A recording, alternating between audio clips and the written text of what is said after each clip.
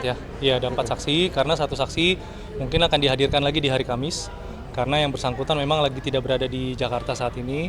Tapi dari secara overall kita lihat keterangan-keterangan saksi ini sebenarnya dari point of view pembelaan kami banyak yang menguntungkan buat klien kami.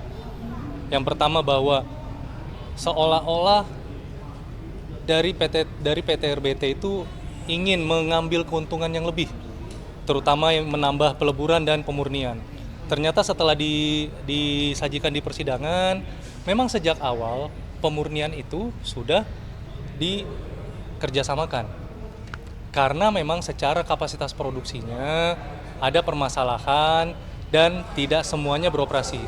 Jadi untuk menampung biji timah dan kemudian melebur logam rutin yang nantinya kemudian dimurnikan, itu tidak mencukupi dengan menggunakan produksi yang ada.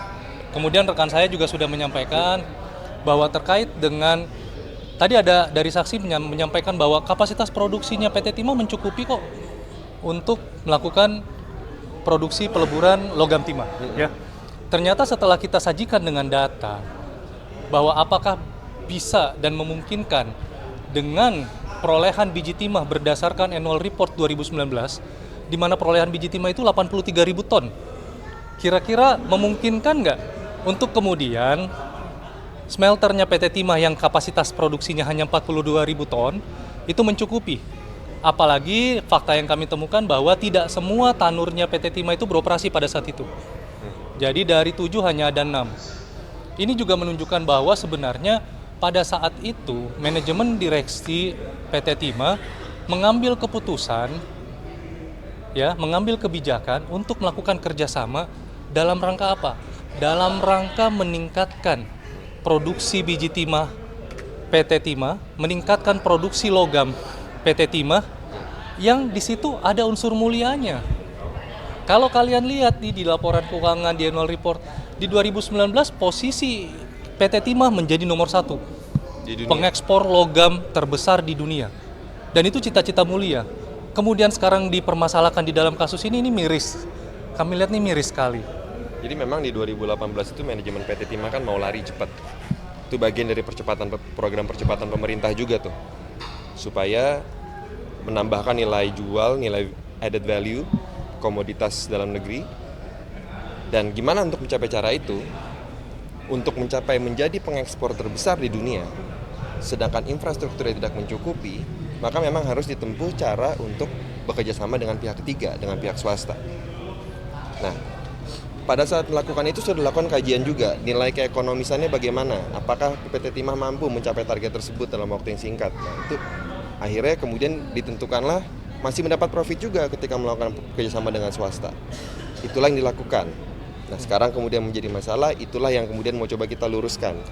Hari ini paling tidak sudah terbukti bahwa mispersepsi kalau PT Timah tuh mampu melakukan sendiri untuk menjadi pengekspor timah terbesar di dunia, mampu dengan tanurnya sendiri, mampu dengan smelternya sendiri, itu tidak bisa. Karena memang tidak cukup kapasitasnya. Dan kami sebagai smelter swasta dalam hal ini PT RBT sangat mendukung program itu. Jadi kalau kemudian dianggap bahwa kenapa ini kompetitor mau saling membantu? Ini kita demi nama Indonesia loh. Ini kita merah putih.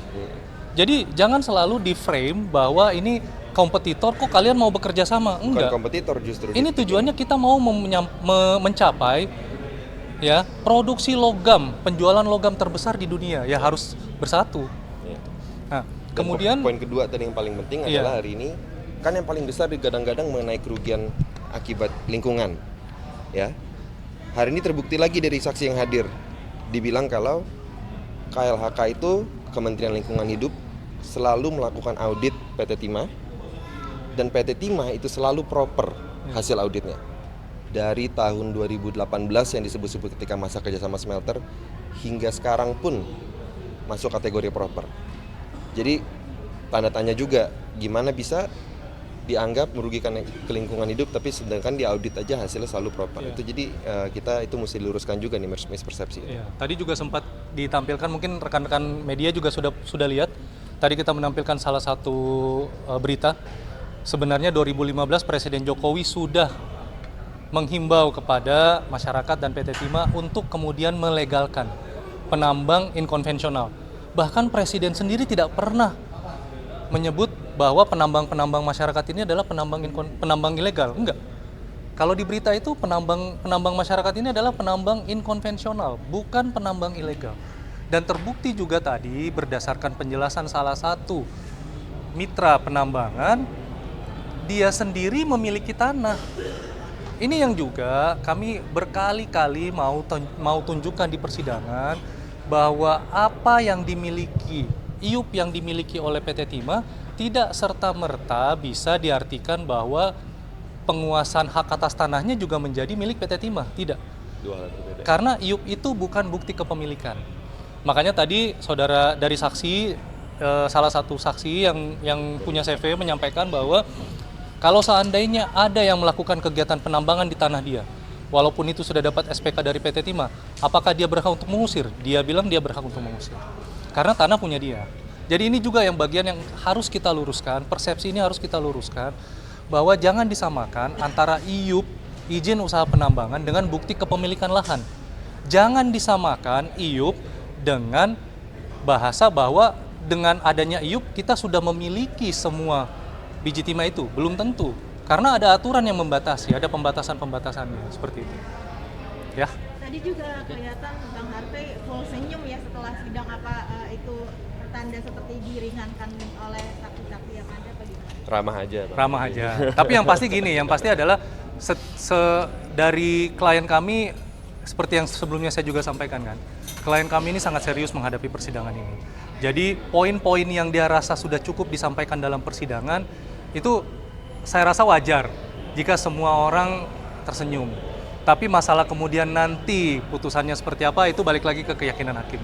Yang penting bahwa hari ini kita sudah berusaha maksimal untuk meluruskan persepsi-persepsi terkait dengan penambangan timah yang ada di Indonesia. Ya.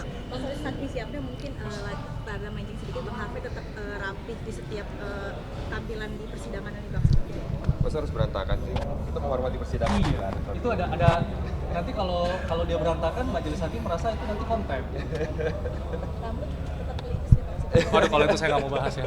Jadi yang kita bahas adalah bagaimana menyajikan bukti-bukti dan materi-materi pembuktian di persidangan. Oke? Tapi sejauh ini Bang Harvey sendiri udah sempat dijenguk oleh keluarga belum sih, Mas? Ya balik lagi, secara normatif itu adalah hak dari dari keluarga untuk melakukan kunjungan, menjenguk. Namun memang ada batasan-batasan harinya, ya, dan itu silakan dikembalikan ke keluarga.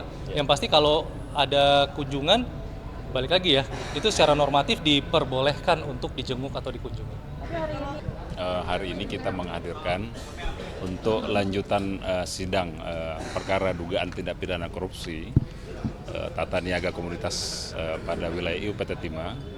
Hari ini penuntut umum menghadirkan 4 saksi, ya. Tadi sebagaimana kita dengarkan dalam persidangan yang terbuka untuk umum, ada beberapa keterangan yang saya kira penting untuk menjadi pembuktian dakwaan kepada para terdakwa. Yang pertama terkait dengan kerjasama smelter. Tadi sudah kita dengarkan keterangan saksi yang pertama. Ternyata ketika kerjasama smelter itu dilakukan, ya tadi faktanya adalah penambangan ilegal, ya, itu meningkat secara masif di wilayah IUP PT Timah. Terus yang kedua, tadi beberapa keterangan juga disampaikan dari unit metalurgi, ya, PT Timah. 2 unit smelter atau tanur itu sebetulnya cukup untuk mengcover produksi PT Timah, ya kan. Nah, berikutnya tadi kita bicara, saksi menyampaikan tentang kondisi luasan IUP yang dimiliki PT Timah itu kan sebetulnya 90% tadi, sekitar 90%. Tapi ini tidak sebanding dengan produksi yang dimiliki oleh PT Timah sendiri, yaitu hanya sekitar 25%. Nah, ini juga terjadi ketika ekspor. Nah, ini kemana kemudian biji timah yang kemudian tidak dimiliki oleh PT Timah. Nah, tadi beberapa keterangan juga menjelaskan bahwa memang ada sumber biji timah yang berada di wilayah PT Timah yang kemudian mengalir ke smelter swasta. Itu saya kira beberapa catatan ya dari keterangan saksi di persidangan hari ini. Untuk agenda selanjutnya kita akan agendakan pada hari Kamis tanggal 5 September 2024. Saya kira cukup ya. Dewi Sandra kapan ada pemanggilan? Sandra Dewi. Untuk Ibu Sandra Dewi ya dan beberapa saksi yang lain ya tidak khusus hanya kepada Ibu Sandra Dewi sebagai saksi yang masuk dalam klaster TPPU ya, sekali lagi kami sampaikan akan kita hadirkan pada saatnya nanti sesuai dengan timeline atau urutan sistematika pembuktian oleh penuntut umum. Saya kira seperti itu. Berarti Kamis belum ya Pak ya? Sandra. Kamis belum. Kalau sesuai timeline kapan berarti Pak? Kita akan selesaikan, ini kan beberapa keterangan saksi, ini akan kita fokuskan untuk atau kita selesaikan untuk pembuktian dakwaan untuk korupsi. Sekali lagi ya kami sampaikan, ini udah berulang-ulang kali kami sampaikan. Oke, cukup. Nanti kita lihat ya, nanti kita sampaikan. Jadi secara umum apakah PT Timah itu tersandra sama smelter swasta? Karena dia kan ada di Timah itu sendiri. Nah, kita nggak bicara soal tersandra di dakwaan ini. Yang pertama terkait dengan kerjasama smelter, PT Timah sebetulnya nggak ada kebutuhan soal itu. Ya, karena memang dari awal ketika kerjasama itu dilakukan, itu tidak ada kajian, baik soal kebutuhan kerjasama maupun harga yang ditentukan. Jadi nanti pada akhirnya kan dakwaannya kan dakwaannya ketika bicara tentang sewa smelter itu kan pada selisihnya. Jadi terlalu ada kemahalan tentang sewa smelter itu ketika misalnya pengelogaman itu dilaksanakan di PT Timah sendiri. Pak, izin penegasan itu Pak, tadi Pak disebutkan ada pertanyaan soal penambangan ilegal yang menaungi masyarakat ini Pak di bawah CV Dinatama itu. Apakah nanti ada dugaan CV Dinatama itu alirannya juga masuk ke perusahaan-perusahaan boneka yang dibuat oleh BNN? Nah, tadi ada satu saksi dari penambangnya, dari mitra PT Timah tadi sudah menerangkan. Nah, salah satunya diterangkan tadi bahwa mereka ternyata juga mengakomodir penambangan ilegal yang dilakukan di sana dalam rangka untuk melegalkan sebetulnya. Itu tadi keterangan yang kita dapatkan. Oke, cukup ya. Mantan gubernur kapan Pak ada pemanggilan? Sama, jadi sekali lagi ini pertanyaan yang berulang-ulang ya. Untuk saksi-saksi, untuk nama-nama yang nanti muncul di persidangan, ya, nama-nama yang muncul di persidangan sekali lagi kami sampaikan, ini kan kita akan evaluasi, kita lihat bagaimana kepentingan pembuktiannya, ya, sekali lagi kita sampaikan seperti itu. Jadi nanti kita lihatlah, oke? Ya.